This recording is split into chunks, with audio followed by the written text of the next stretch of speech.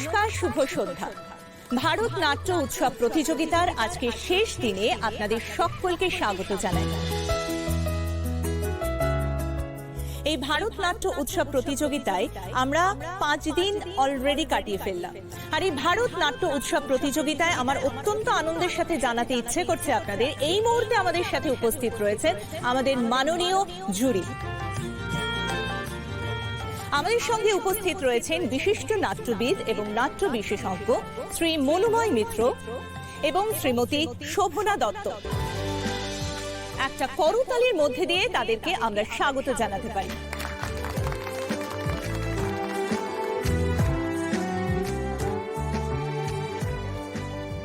অনেক ধন্যবাদ এবং অত্যন্ত আনন্দের সাথে আপনাদেরকে জানাই এই 5 দিন ব্যাপী যে আমরা 14টি নাটক দেখলাম, আজকে সর্বশেষ দিন। আজকে এই মুহূর্তে মঞ্চস্থ হতে চলেছে সর্বশেষ নাটক, মানে 15তম নাটক। আজকের এই শেষ নাটকটি দেখবার পর আগামীকাল আমাদের মহামান্য জুরিরা ডেকে নেবেন মঞ্চে সেই জয়ী নাট্য দলটিকে এবং সেই জয়ী নাট্য দলের নির্দেশকের হাতে তুলে দেবেন পুরস্কার এবং অবশ্যই সম্মানিত করবেন সেই জয়ী নাট্য দলটিকে। আরো একবার করতালি হয়ে যাক।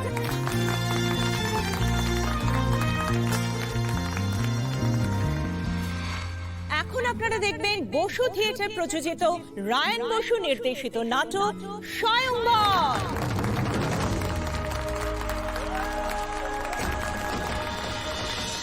সে অনেক অনেক দিন আগের কথা।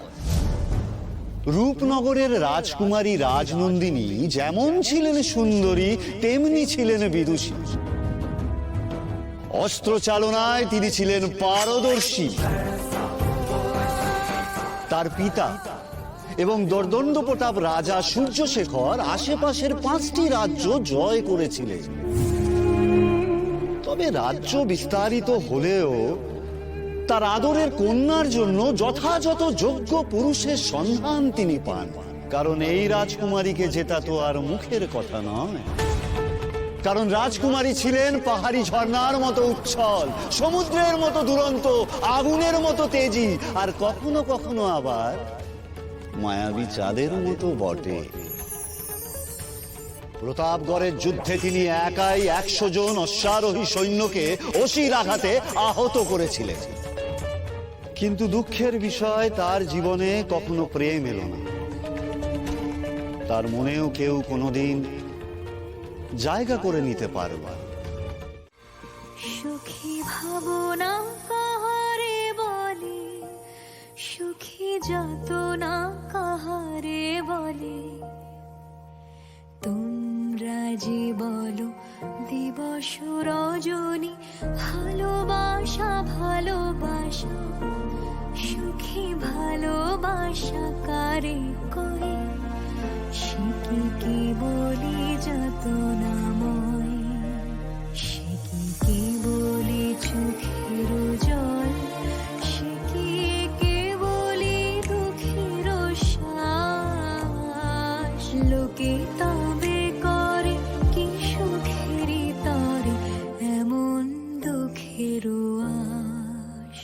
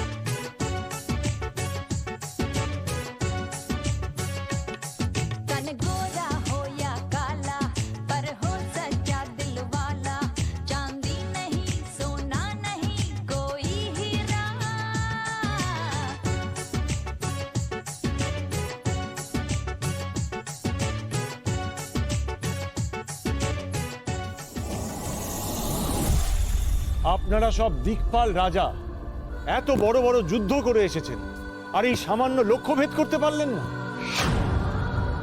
তবে কি আমি আমার কন্যার যোগ্য কাউকে পাবো না, যে তার যোগ্যতার প্রমাণ দিয়ে রাজনন্দিনীকে জয় করতে পারে?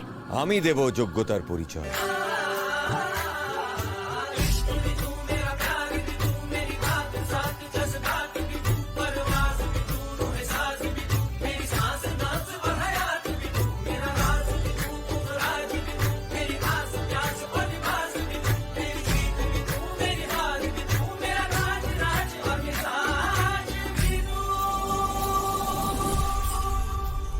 এ করবে লক্ষ্যভেদ। এ তো রাজবংশ নয়, এখানে কি করছে একে বের করো, এর কোনো যোগ্যতা নেই। হে রাজন, আমাকে একবার সুযোগ দিয়ে দেখুন না। অসম্ভব। রাজ রক্ত শরীরে না থাকলে রাজকুমারীর পানি প্রার্থী হওয়ার স্বপ্ন দেখাও পাপ। এই কে আছো? বের করে দাও এই অনাহুতকে। রাজন, যোগ্যতার পরিচয় তার কর্মে হয়, বংশ পরিচয় নয়।